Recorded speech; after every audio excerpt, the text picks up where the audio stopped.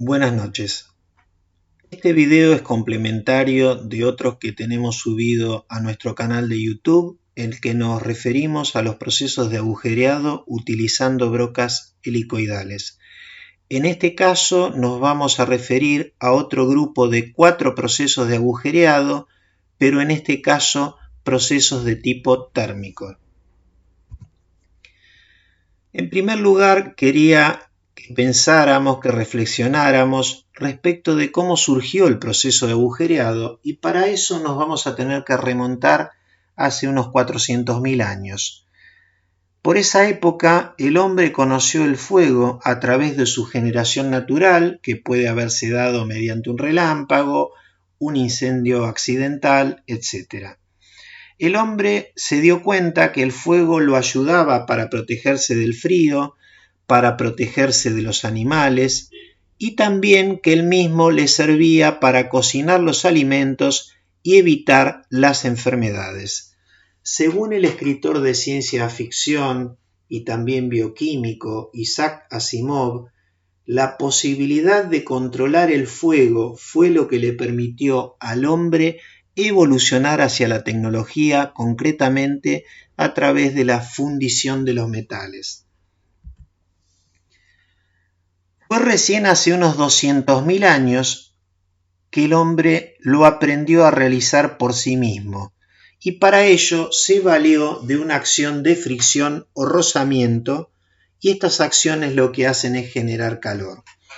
Entonces, frotando dos maderas, una dispuesta en el piso y otra en forma de varilla a la cual le imprimía un movimiento de rotación, en la zona donde ocurría la fricción se agregaba pasto seco y eso generaba un encendido, generaba la formación del fuego.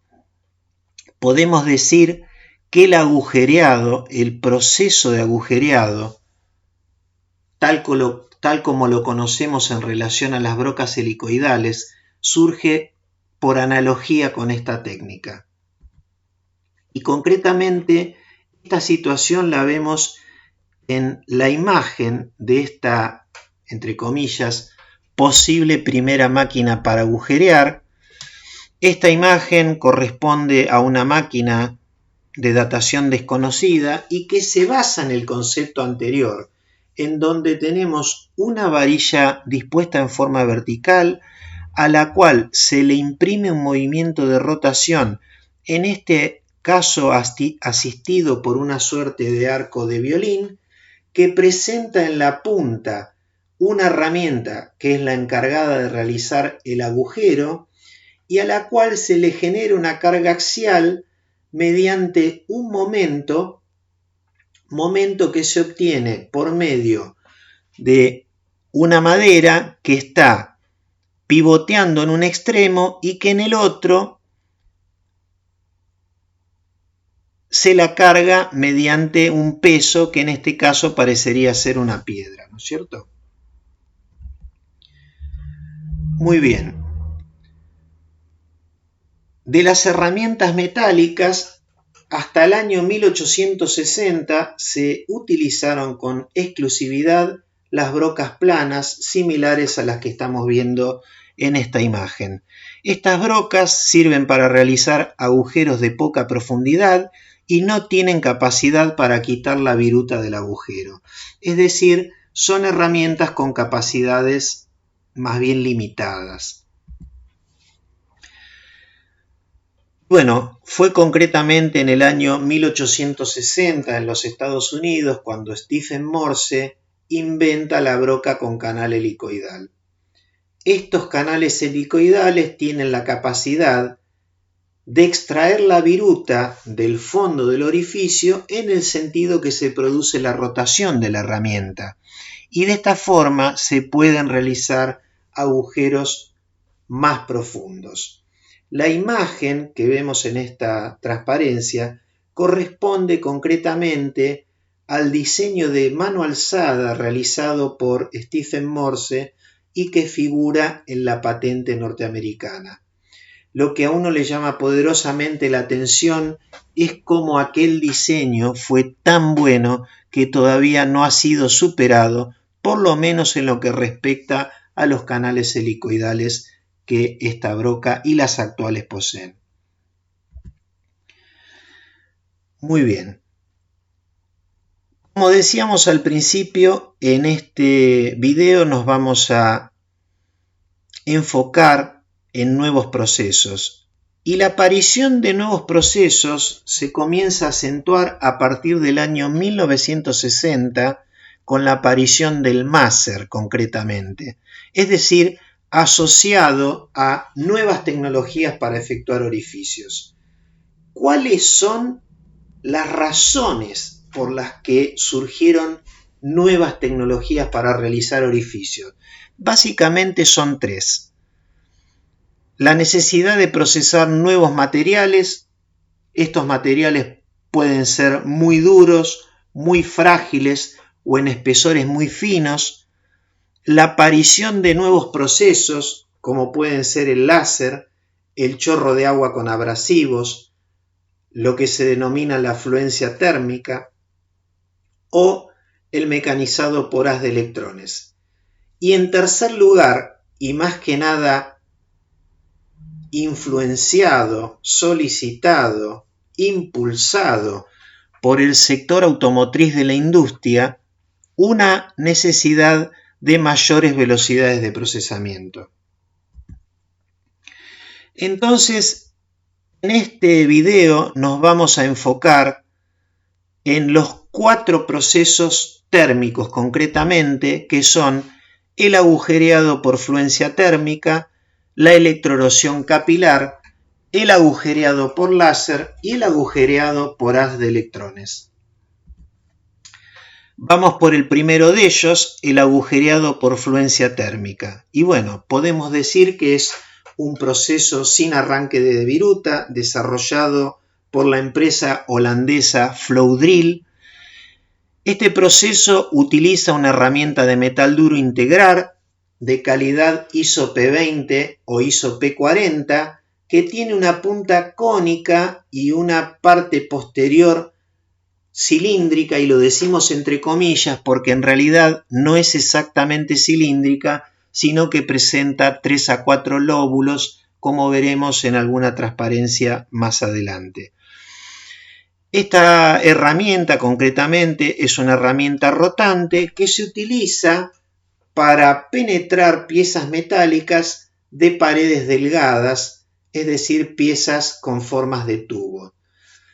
El proceso básicamente se basa en un efecto de calentamiento localizado por acción de la fricción, de manera tal que conforme la herramienta va girando y avanzando, y eso sucede en forma continua, la punta de la herramienta va calentando el material que queremos procesar, llega a un punto que le ha disminuido tanta la resistencia que lo atraviesa, para finalmente formar un manguito por el desplazamiento lateral y perpendicular del flujo del material al agujero. Entonces, lo que se obtiene es, como decíamos, un manguito que puede tener una altura que puede ser 3 a 4 veces el espesor de la chapa agujereada. Para tratar de hacer lo más claro posible este proceso, vamos a ver un video correspondiente a la empresa Flowdrill. Ahí arriba estamos viendo la herramienta de metal duro integral, y lo que se va a hacer en una primera instancia es procesar este tubo de sección rectangular. Bueno, ahí se observa cómo se calienta el material y cómo se formó ese manguito.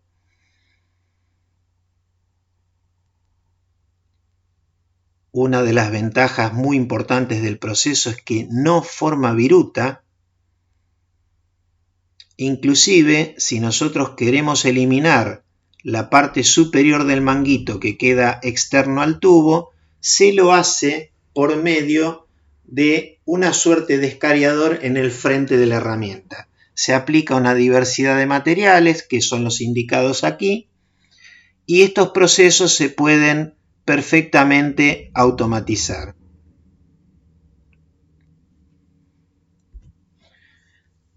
En esta secuencia del proceso de 6 pasos, en el paso 5 concretamente vemos el manguito.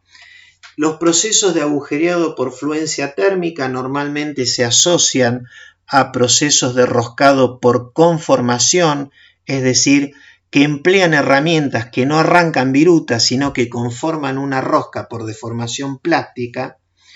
Y acá está el detalle de la herramienta de fluencia térmica, en donde tenemos la punta, la zona cónica y la parte cilíndrica que la habíamos indicado entre comillas. ¿Por qué? Porque si nosotros hacemos un corte y vemos una sección, observamos que esa sección presenta lóbulos, en este caso 1, 2, 3, 4 lóbulos, de manera tal que el contacto de la herramienta en la parte cilíndrica es solamente en 4 puntos. Los fabricantes de estas herramientas garantizan una vida útil en el entorno de los 10.000 a los 15.000 agujeros.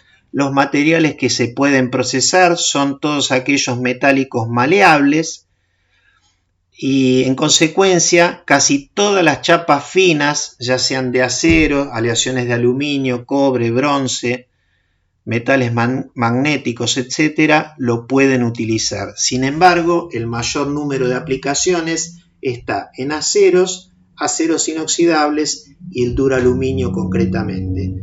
En cuanto al rango, en diámetros van desde 3 hasta 30 milímetros, los diámetros de las herramientas, y el espesor máximo de hasta 10 milímetros. Nos referimos al espesor del tubo. Un aspecto muy importante y muy sencillo del control de la calidad del manguito se asocia a la altura del diente de sierra delta, ¿no es cierto? O sea, a través de su observación, si ese valor de delta está comprendido hasta un 10% de lo que sería la altura del manguito, estamos en una calidad grupo 1, la mejor de las calidades. Si está entre un 10 a un 30%, grupo 2. Estas dos calidades, estos dos grupos, son los buscados para todas las aplicaciones industriales. Los grupo 3 y grupo 4 no son los esperados, y entonces hay algunos trabajos de investigación, por ejemplo, de una universidad en Chile, dado que Chile es uno de los 2 o 3 principales productores de cobre y sus aleaciones en el mundo, que se han dedicado a establecer las condiciones de proceso en el agujereado térmico por fluencia térmica de cobre y sus aleaciones para asociar las condiciones de corte a la calidad de la rebaba. Muy bien. Según trabajos de López, en el caso de los aceros al carbono, que serían las imágenes que estamos observando, las dos superiores, habitualmente el 70% del material se distribuye hacia abajo del espesor y el 30% restante hacia arriba. Lógicamente que estos porcentajes van a ser modificados por el avance, por la velocidad de rotación, por el material y el tipo de herramienta, que las hay de diferentes geometrías. De hecho, solamente por citar los lóbulos, decíamos que había de 3 o de 4 lóbulos.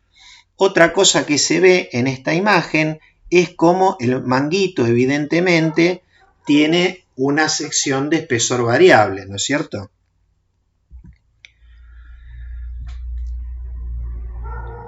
En relación a las ventajas del proceso para analizar su implementación, bueno, tenemos algunas cuestiones interesantes a comentar. Es un método que tanto lo podemos aplicar en máquinas convencionales como en máquinas de control numérico, lo que quiere decir que puede ser fácilmente automatizado. Como ya comentamos anteriormente, no produce virutas. Por lo tanto, la no existencia de virutas en las aplicaciones como tubos o perfiles cerrados elimina el proceso de limpieza de los mismos, cosa que no es un tema menor. Cuando se hace un comparativo entre el tiempo de procesamiento con una broca convencional, inclusive el tiempo de proceso es menor, con la ventaja que nosotros obtenemos un manguito, es decir, que hacemos un uso más racional del material, por cuanto a partir del propio material del tubo y como consecuencia de este proceso obtenemos el material para generar la rosca, que en un caso tradicional deberíamos soldar un material adicional al tubo para incrementarle su espesor, agujerearlo y roscarlo posteriormente. Un warning, un cuidado a tener con el proceso tiene que ver con la lubricación de los rodamientos. Pensemos que se trata de un proceso térmico, el calor se va transmitiendo a través de la herramienta al cono de la máquina, a partir del cono puede terminar en una menor proporción en los rodamientos del husillo, los rodamientos van lubricados y lógicamente si la temperatura de los rodamientos aumenta, el lubricante baja su viscosidad y al bajar su viscosidad puede perder eficacia, lo cual es un tema a tener en consideración. Muy bien, ese es nuestro primer método térmico. Vamos por el segundo método térmico, que es el agujereado por electroerosión capilar. En relación a la electroerosión, en realidad, es un tema en sí mismo, tanto que nosotros tenemos un video en nuestro canal de YouTube relacionado al proceso de electroerosión. Lo que pasa o lo que sucede es que en una de sus tres variantes hay un método de electroerosión que es específico, que fue pensado específicamente para hacer orificios. Orificios pequeños, largos, en materiales muy difíciles de agujerear. Entonces, bueno, vamos a dar algunas ideas generales y después nos vamos a enfocar en esa variante que es la que se denomina electroerosión capilar. En el año 1770, el inglés Priestley, fue quien observó por primera vez el efecto erosivo de la corriente eléctrica. Y acá es muy conveniente comentar que si alguno de ustedes en alguna oportunidad tuvo la posibilidad de desarmar una tecla de encendido de luminarias, las teclas de encendido de luminarias tienen dos partes de cobre concretamente, que cuando la luminaria está apagada, evidentemente esa tecla está en circuito abierto y cuando queremos encenderla la tenemos que poner en circuito cerrado. Muy bien. Cada vez que uno prende o apaga esa luminaria se produce un salto de chispa y ese salto de chispa con el tiempo va erosionando los contactos, los va desgastando tanto que llega a un punto que normalmente uno de los dos, que suele ser una chapa, se perfora y ahí ya esa tecla no sirve más. Entonces fue investigando sobre cómo eliminar este efecto negativo sobre los contactos eléctricos cuando el matrimonio Lazarenko en la Universidad de Moscú tuvo la idea de aprovechar este fenómeno para desarrollar un procedimiento controlado de mecanizado de metales y como resultado de sus trabajos en el año 1943, es decir, mientras se estaba desarrollando la Segunda Guerra Mundial, pusieron a punto un proceso al que ellos denominaron como elaboración por chispa. Este método, que hoy es ampliamente difundido en la industria metalmecánica mundial, se lo conoce como electroerosión o en inglés como Electrical Discharge Machining o EDM, que sería su acrónimo, ¿no es cierto? El proceso de electroerosión es un proceso mediante el cual vamos a obtener la eliminación del material por una sucesión de descargas eléctricas separadas en el tiempo. Es decir, que se trata de un fenómeno periódico. Esas descargas son producidas por un generador de pulsos de corriente continua y las descargas se producen entre dos elementos, lo que sería la herramienta, concretamente el electrodo, y el material a elaborar. Ambos van a estar sumergidos, en el caso de la electroerosión por penetración, o regados, en el caso de la electroerosión por hilo y la electroerosión capilar, por un líquido dieléctrico. La pieza la vamos a fijar a la mesa de la máquina. Esa mesa va a estar dentro de una cuba y decíamos, según se trate del proceso, la cuba puede estar llena con el dieléctrico o recibir el riego correspondiente y el electrodo va a estar vinculado al cabezal de la máquina. El electrodo que produce, el fenómeno erosivo no hace contacto con la pieza. Todo lo contrario, se encuentra separada de ella por una distancia a la que se la denomina como entrehierro o gap. Y esa distancia está en el orden de 1/1000 a 0,4 de milímetro. Cuando por alguna razón el electrodo toca el material a elaborar, se produce un cortocircuito, el control de la máquina lo detecta y el propio control es como que levanta el electrodo, por decirlo de alguna manera, para volver a poner el proceso en condiciones. Entonces, si bien ya lo hemos mencionado, podemos decir que existen tres variantes de la electroerosión. La de penetración, que fue la creada por el matrimonio Lazarenko en Moscú, en donde nosotros tenemos una máquina que solamente tiene un desplazamiento vertical para el electrodo, que el electrodo tiene una forma en macho que nos permite generar la misma forma como cavidad, por ejemplo, en el material a elaborar, típico de las aplicaciones del proceso de electroerosión a la fabricación de matrices. Después tenemos la electroerosión por hilo y en tercer lugar, la que nos interesa específicamente, la electroerosión capilar. Claro, usando la electroerosión por hilo, nosotros también podemos obtener orificios de cualquier diámetro dentro de las capacidades de la máquina, porque lo único que vamos a tener que hacerlo es fabricar esos orificios en la modalidad de trepanado, es decir, con el hilo recorriendo el perímetro a cortar. Ahora, yendo a la electroerosión capilar, es un proceso que nos va a servir para elaborar agujeros rectos desde 0,2 de milímetro a 3 milímetros de diámetro y hasta 200 milímetros de longitud, en materiales tan difíciles de procesar como el acero templado o el metal duro. Pero hay que tener en cuenta que al proceso de electroerosión le da lo mismo cuál sea la dureza que el material tenga. Lo único que se requiere es que el material sea conductor de la electricidad.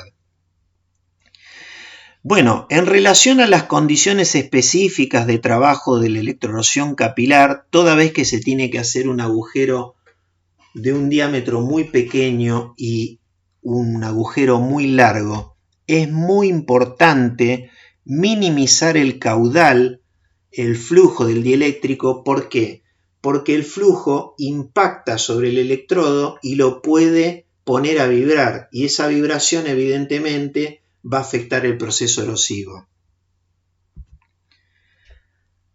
Inclusive, para mejorar las condiciones de limpieza en el caso de los procesos de agujereado por erosión capilar, se le suele introducir un movimiento de rotación lenta al electrodo,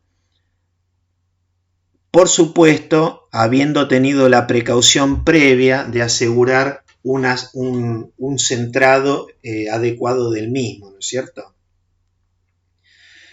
Bueno, a medida que aumenta el diámetro del orificio y que disminuye la profundidad, tenemos la posibilidad de utilizar como electrodos tubos metálicos, de manera tal que ahora el aporte del fluido dieléctrico se hace a través del interior del electrodo, y las dificultades que mencionábamos en relación a la regulación del caudal cuando el fluido dieléctrico viene desde afuera desaparecen, ¿no es cierto? En esta transparencia podemos observar arriba, estos son electrodos para erosión capilar de latón, los de abajo son de cobre, todos tienen, digamos, agujeros interiores, los hay de diámetro realmente pequeños, ¿no es cierto? Y hasta inclusive los más pequeños también son tubos. Acá podemos observar dos máquinas, la de la izquierda correspondiente a la empresa española ONA y la de la derecha, correspondiente a la empresa suiza Ashi-Charmills, dos empresas, digamos, muy reconocidas a nivel mundial. Bueno, vamos a ver ahora un proceso, digamos, de agujereado capilar, pero haciendo un agujero inclinado. En el video no se observa, pero el electrodo tiene un movimiento de rotación. Como decíamos, en este tipo de variantes del proceso erosivo, el fluido dieléctrico llega a la zona de trabajo, en realidad por riego, como estamos viendo acá. Y bueno, cuando comiencen a aparecer las chispas del lado izquierdo del material que estamos elaborando, quiere decir que, bueno, prácticamente ahí estará realizado el orificio inclinado. Bueno, vamos ahora por nuestro tercer proceso térmico, en este caso el agujereado por láser. Acá también se trata de un proceso de aplicación general en donde su uso más extendido es probablemente el corte de chapa. Evidentemente, por medio del láser nosotros también podemos realizar orificios y de nuevo, como pasaba en el caso de la electroerosión, nos vamos a enfocar en esas aplicaciones. En nuestro canal de YouTube, así como pasaba en el caso de la electroerosión, también tenemos un video específico que se refiere a todas las características del proceso láser. Entonces, nosotros tenemos dos métodos de perforado. Uno en donde tenemos la chapa fija y el cabezal de láser fijo, y entonces, puesto a funcionar el láser, vamos a obtener un agujero concéntrico con el rayo láser, ¿no es cierto? Y las características del agujero dependerán un poco de la potencia, dependerán del espesor de la chapa, del material y de la longitud de onda del láser.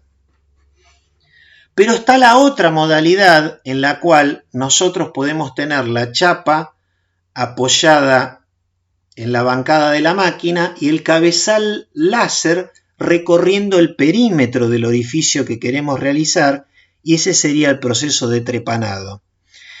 En el primer caso, que es de percusión o piercing, se suele utilizar un láser de estado sólido, el láser Nd:YAG. Y en el caso de los de trepanado, puede ser un láser de estado gaseoso de dióxido de carbono o también un láser de estado sólido, concretamente el láser de fibra diterbio, por ejemplo. Entonces nos vamos a enfocar en el láser Nd:YAG, que es para la modalidad de piercing, ¿no es cierto? En un sistema láser Nd:YAG nosotros tenemos una barra constituida por 3 elementos que son neodimio, itrio y aluminio. Esa barra cilíndrica es estimulada con energía óptica proveniente de una lámpara de flash y los fotones que produce esa energía óptica están estimulando los átomos concretamente de esta barra cilíndrica, de manera tal que a través de la estimulación se modifica el estado de energía de los átomos, pero como ese proceso no es estable, luego de esa absorción tendrá que haber una emisión. En la medida que uno en el proceso logre generar una inversión de la población de manera tal que haya mayor cantidad de fotones que están siendo emitidos, vamos a poder generar un rayo láser. Concretamente, en el caso del Nd:YAG, va a ser un haz de radiación electromagnética de frecuencia infrarroja. Una de las principales virtudes que tiene el láser Nd:YAG radica en la elevada densidad de energía, que es entre 10 a la sexta a 10 a la novena watt por centímetro cuadrado, y esa energía se puede concentrar en un área circular muy pequeña, tanto como 1/100º de milímetro de diámetro. Acá están las dos modalidades, la de la izquierda, la de agujereado por percusión o piercing, en donde decíamos que es típico utilizar los láseres Nd:YAG, y la de la derecha, el agujereado por trepanado, que es una variante del corte, lógicamente, y en donde se suele utilizar láseres de dióxido de carbono o de fibra.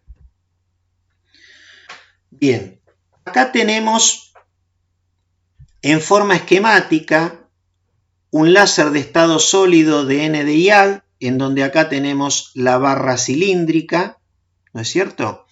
Acá tenemos la fuente de energía, que lo que hace es generar energía óptica a través de esta lámpara de flash, y esto es lo que excita al cilindro de neodimio, itrio y aluminio, ¿no es cierto?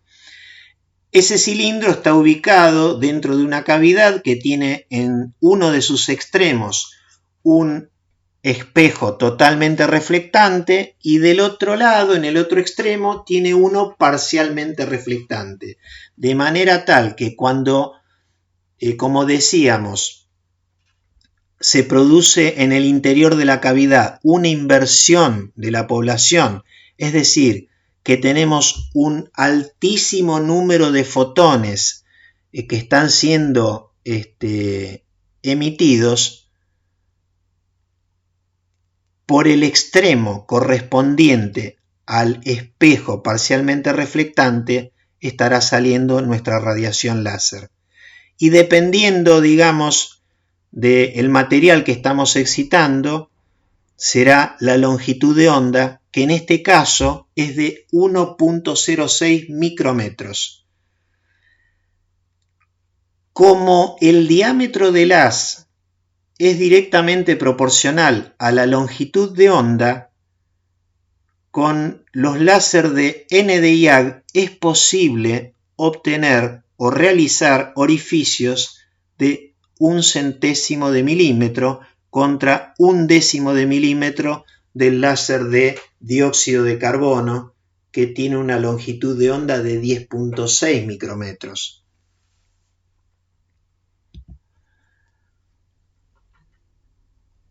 En el caso que nosotros querramos hacer orificios por percusión con un solo pulso, vamos a estar limitados a espesores menores a 0.3 de milímetro. En la medida que los espesores vayan en aumento, vamos a tener que trabajar en modo pulsado a frecuencias de 500 Hz o mayores.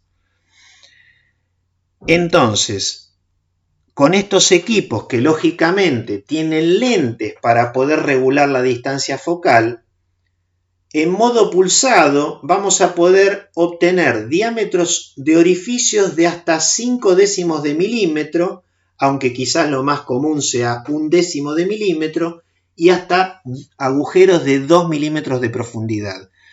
Toda vez que querramos hacer agujeros mayores a 5 décimos de milímetro, vamos a tener que hacerlo en la modalidad de trepanado.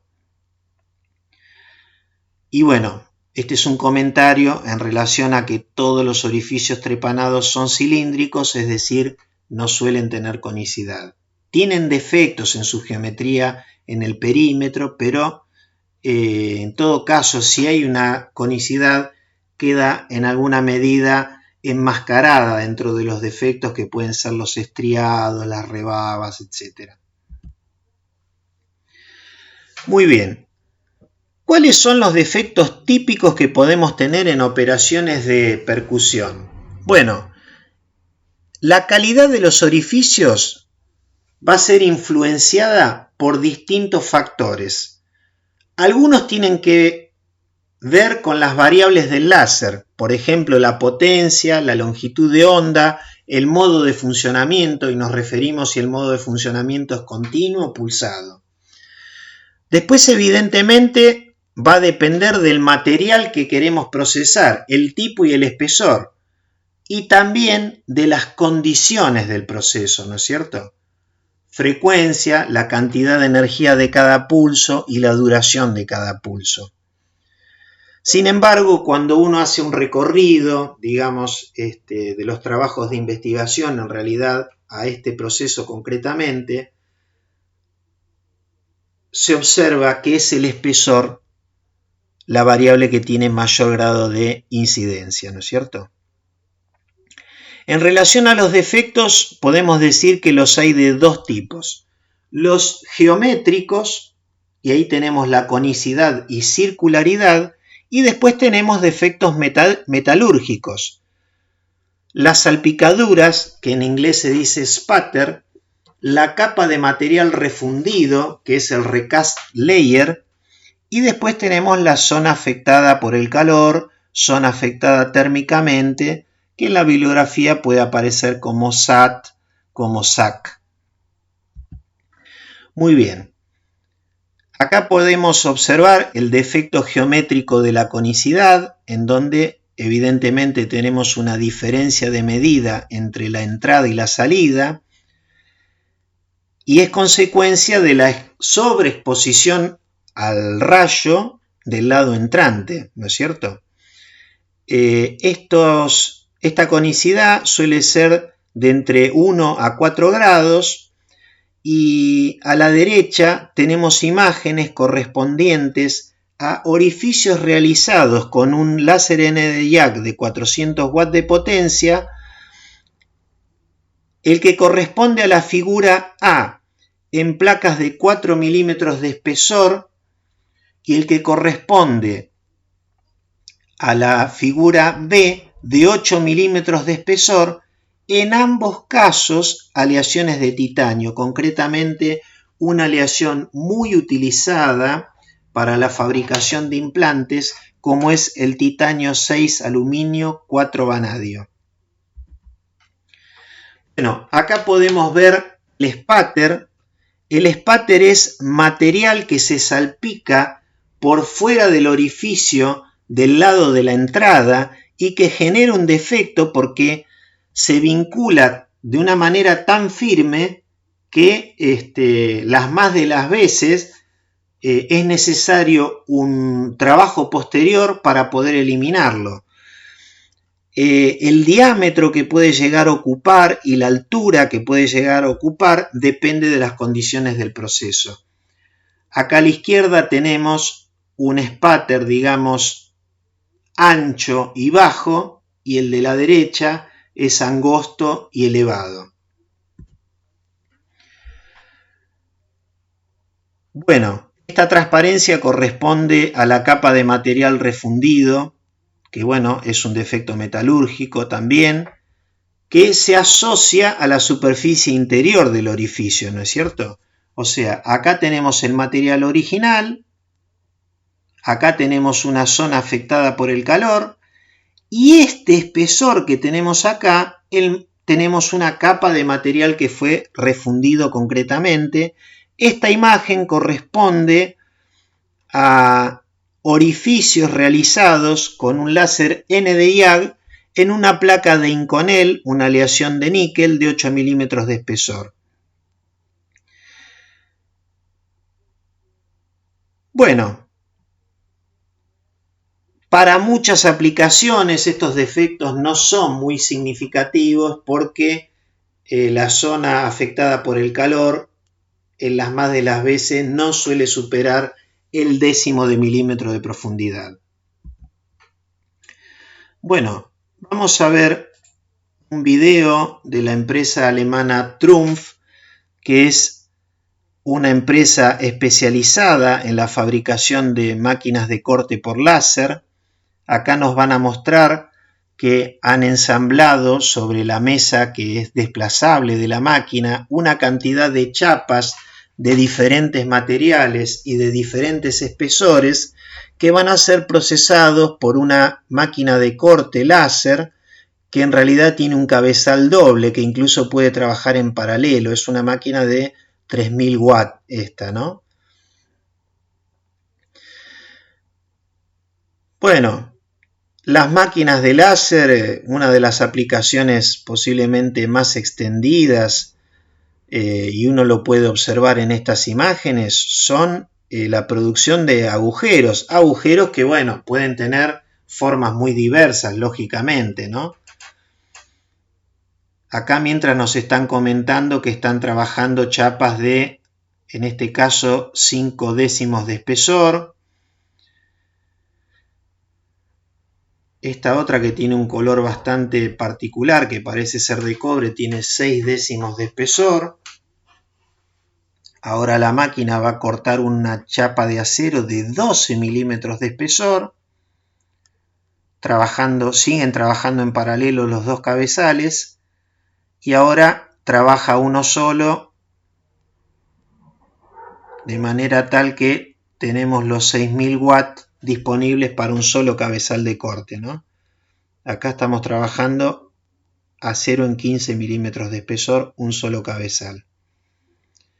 Y bueno, una vez terminado el trabajo, la máquina nos lleva las piezas hacia el exterior y bueno, acá tenemos las piezas terminadas.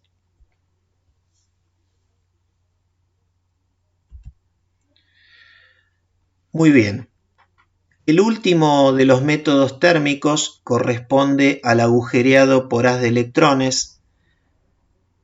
Este es un proceso que solamente lo vamos a analizar en relación al agujereado, es decir, no tenemos otro video en relación al haz de electrones. Y bueno, es un proceso que emplea la tecnología de haz de electrones y se lo conoce a nivel mundial como Electron Beam Machining, EBM, y fue concebido por el Dr. Steigerwald en Alemania en el año 1952. La primera aplicación que tuvo fue para realizar pequeños orificios sobre piedras preciosas que eran utilizadas como rodamientos en relojes mecánicos. ¿Y por qué es un método térmico? Es un método térmico porque el flujo de electrones que viaja hacia el material a trabajar, el material a elaborar, lo hace a una velocidad que es del orden del 60% de la velocidad de la luz, y cuando los electrones, esa corriente de electrones, que si bien tienen una pequeña masa, viajando esa fracción de la velocidad de la luz tan alta, bueno, nosotros sabemos que la masa tiende a aumentar, pero más allá de eso, se produce una transferencia o una conversión, digamos, de energía cinética en calor. Por eso decimos que es un proceso térmico. Esquemáticamente, la máquina está constituida por tres partes. La superior, que es la cámara de generación, ¿no es cierto?, en donde se produce la corriente de electrones. La corriente de electrones en su camino primero atraviesa la segunda parte de la máquina, que sería la cámara de convergencia y deflexión, es decir, la zona central, digamos, de este esquema, para finalmente alcanzar la cámara de trabajo, también llamada cámara de vacío, donde se encuentra el material a elaborar. Bueno, si volvemos para atrás, podemos observar que el cátodo es cóncavo, ¿cierto? ¿Para qué es cóncavo? Para tratar de hacer foco de la corriente de electrones y que los mismos atraviesen un ánodo, que ese ánodo es un ánodo hueco. Ahora bien, nosotros sabemos que todos los electrones tienen carga negativa, tienen todos la misma carga y que esa carga es negativa, se tienden a repeler.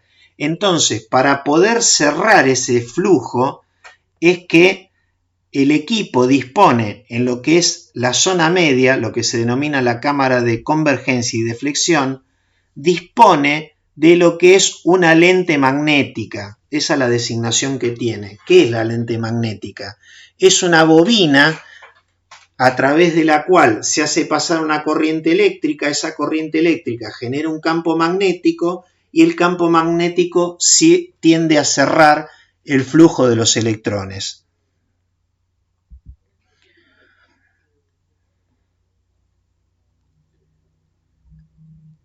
Entonces, como acá dice que la acción de la lente electromagnética es reducir la sección del haz, y de esa manera el equipo tiene la capacidad de variar el diámetro de enfocado desde un mínimo de 1/1000 de milímetro y produciendo una elevadísima densidad de energía en el rango de 10 a la octava watt por centímetro cuadrado. Sobre este proceso, sinceramente, hay muy poca información. La mayoría que estamos comentando acá fue obtenida de la página web del fabricante, del creador del método, Steigerwald, que es una empresa que sigue funcionando en la actualidad, que sigue fabricando estos equipos y que presta estos servicios de mecanizado por haz de electrones.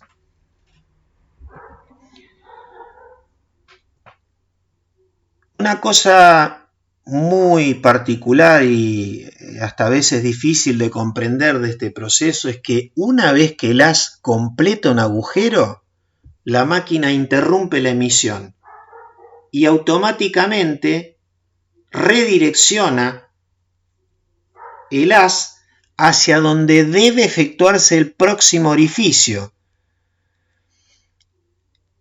Esta secuencia, ¿no es cierto?, dado que el haz prácticamente no tiene inercia y asociada a los avances del control electrónico, permiten operar a frecuencias tan elevadas como 2000 Hz. Eso significa que en determinadas condiciones, o sea, para determinados diámetros muy pequeños y espesores muy finos, y con los diámetros muy próximos de los orificios entre sí, es posible realizar con este proceso hasta 2000 orificios por segundo. Ahora bien, con el objeto de obtener agujeros precisos y con mínimos defectos, el equipo tiene que proveer un haz de electrones de excelente calidad. ¿Qué quiere decir excelente calidad para el haz? Excelente circularidad, constancia en el diámetro y una distribución de energía simétrica. Toda vez que eso no suceda, los defectos del haz se van a transferir a la pieza que nosotros necesitemos trabajar. Muy bien, para dar algunos valores que están publicados, En el caso de agujereado de aceros y aleaciones de níquel, se suelen utilizar velocidades de 10 agujeros por segundo para orificios de 1 milímetro de diámetro y 5 milímetros de profundidad, mientras que orificios de 1/10 de milímetro por 1 milímetro de profundidad pueden ser procesados a raíz de 500 orificios por segundo. Yo cuando tomé contacto con este proceso recuerdo haber enviado un mail a la empresa Steigerwald porque yo no podía entender que se pudieran realizar 2000 Hz por segundo, realizar 2000 orificios por segundo, y recuerdo que la respuesta de la empresa fue que en realidad no se podían hacer más porque conforme la máquina va trabajando se va contaminando la atmósfera de lo que es la cámara de trabajo o denominada cámara de vacío. ¿Por qué cámara de vacío? Porque para que el proceso sea eficiente es necesario remover el aire del interior de la cámara para que los electrones no choquen con los átomos del aire y eso genere una cierta pérdida de, por llamarlo de algún modo, productividad del proceso, ¿no es cierto? Y bueno, lógicamente que con el uso del equipo, esa cámara se va contaminando porque hay un volumen gaseoso que se va eyectando hacia la cámara que surge del material que estamos trabajando. Estos equipos también tienen otra particularidad que tiene que ver con un aspecto de seguridad, es que el impacto de los electrones sobre los metales genera rayos X y entonces suelen ser máquinas blindadas, estas máquinas, ¿no es cierto? Máquinas blindadas porque, bueno, para no afectar, digamos, al entorno de trabajo. La principal aplicación que tiene el haz de electrones en agujereado concretamente es la elaboración de piezas que estén constituidas por cientos a millones de orificios con reducidas tolerancias. Y estas piezas suelen ser filtros de formas muy variadas. Acá tenemos algunos ejemplos, ¿no es cierto? El de arriba a la derecha, 25.600 agujeros de 0,55 milímetros de diámetro. El de abajo a la derecha, 3.750 agujeros de 0,9 de milímetro, pero ya sobre una superficie que podría ser, digamos, una semiesfera, ¿no es cierto? O sea, con la complejidad que eso conlleva. Bueno, el proceso EBM es capaz de producir orificios pasantes de muy pequeño diámetro que pueden ir desde 4 centésimas a 1,5 milímetros, tanto sobre materiales metálicos como cerámicos y sin importar la dureza del material a elaborar, con espesores en el rango de 5 centésimos a 8 milímetros y con una relación de aspecto, que es la relación profundidad-diámetro, de 25 a 1, todo esto cuando se aplica un solo pulso. Bueno, evidentemente que estos orificios realizados con un proceso térmico no es que son perfectos, sino que suelen presentar conicidades en el orden de 1 a 2 grados, que el proceso también es capaz de realizar orificios inclinados con un máximo de inclinación de hasta 25 grados. Y bueno, hay una limitación en relación a los entrecentros que está dada en función del diámetro del orificio que tenemos que elaborar, de manera tal que cuanto más pequeño es el diámetro del orificio, mayor deberá ser el entrecentro, ¿no es cierto? Porque lo que sucede si no es que el material expulsado cae en el interior de los agujeros adyacentes y los termina tapando, por decirlo de algún modo. El proceso en sí, bueno, es bastante complejo porque, digamos, este es el lado de la entrada, este es el lado de la salida. Del lado de la salida, el proceso requiere que la pieza lleve un material que es como una suerte de pintura que se denomina backing material. Ese backing material, ahora vamos a ver, tiene una utilidad que es esencial. Podemos decir que el proceso tiene 4 fases, que acá están indicadas, ¿no? De la 1 a la 4. En la primera fase, el haz colisiona contra la superficie a agujerear y lo que va haciendo es, a través de la conversión de energía cinética en energía térmica, se va produciendo un calentamiento y una fusión localizada y empieza a haber una pequeña vaporización. Ya en el paso 2, se empieza a formar un canal lleno de vapor metálico fundido y a ese proceso se lo denomina efecto Keyhole.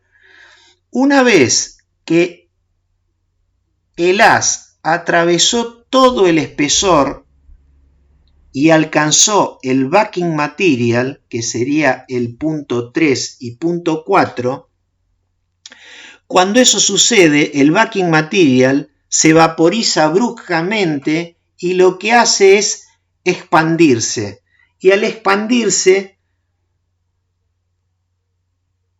genera como una explosión que saca el material fundido del interior del orificio y bueno, y deja el orificio perfectamente limpio.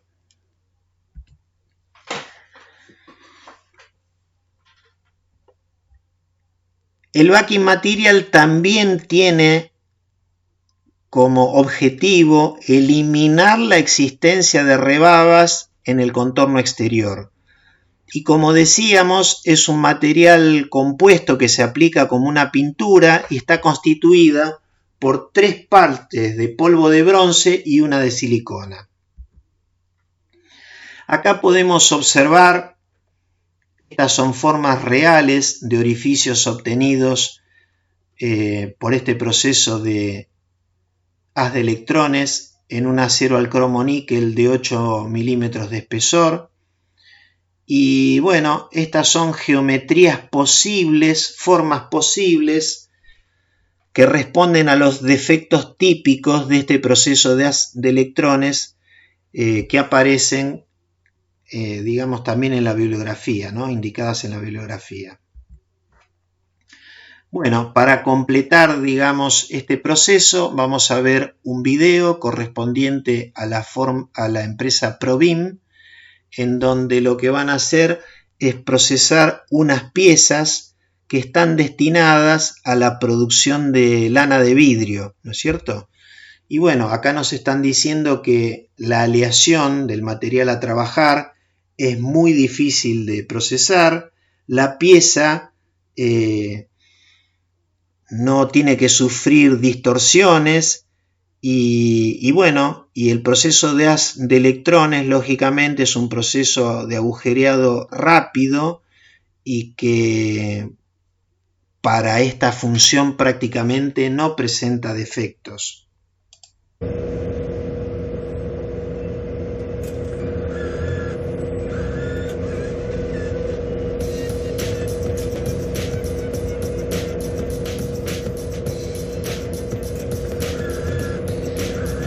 Ahí son 5 las piezas.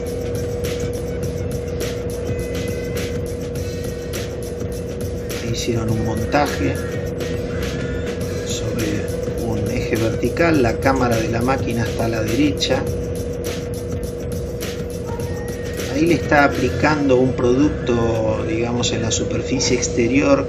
No explican cuál es la función, pero uno imagina que debe tener que ver con la adherencia de material que pueda caer allí en la forma de spatter y de esa manera facilitar ese proceso de limpieza del lado externo. Ahora la coloración de estas piezas ha cambiado de manera significativa, ¿no? Porque bueno, fue procesada, como decíamos, en forma térmica. Ahora de la superficie interior quita un material que parece bastante elástico, que entendemos tendría que ser el backing material. Ahí está haciendo un control de calidad de los orificios. Y bueno, ahora nos van a mostrar de muy cerca la densidad de orificios que tiene esta pieza y que bueno, la verdad que cuesta creerlo, ¿no?